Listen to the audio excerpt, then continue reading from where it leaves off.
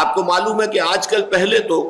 لوگ منتخب کرتے ہیں اپنے حکمران، پارلیمانی نظام ہے تو پارلیمنٹ جو ہے منتخب ہو گئی، اس نے اپنا وزیر اعظم منتخب کر لیا، اور اگر صدارتی نظام ہے تو سیدھا صدر منتخب ہو گیا اور وہی جو ہے اب حاکم ہے۔ لیکن اس کے بعد وہ جو حاکم ہے وہ پھر اب بناتے ہیں نیچے ڈھانچہ، اس کے لیے گورنرز کون مقرر کیے جائیں گے، اور جو گورنمنٹ سروسز ہوں گی ان کے رولز کیا ہوں گے، پبلک سروس کمیشن جیسا کہ آپ کو معلوم ہے یہ ایک ادارہ ہے، مناصب کیسے دیے جائیں گے۔ ان دونوں کو کور کرنے کے لیے دیکھیے ایک جامع الفاظ آئے ہیں، ان اللہ یأمرکم ان تؤدوا الامانات الی اہلہا، یقیناً اللہ مسلمانوں تمہیں حکم دیتا ہے کہ امانتیں ان کے اہل لوگوں کے سپرد کرو، کہ کس کو تم بنانا چاہتے ہو اولو الامر، کس کو بنانا چاہتے ہو اپنا حاکم، اس کے لیے اہلیت کو دیکھو، یہ نہ دیکھو تمہارا رشتہ دار کون ہے، یہ نہ دیکھو تمہاری برادری کا کون ہے، یہ نہ دیکھو کس سے تمہیں فائدہ پہنچ سکتا ہے، معاذ اللہ،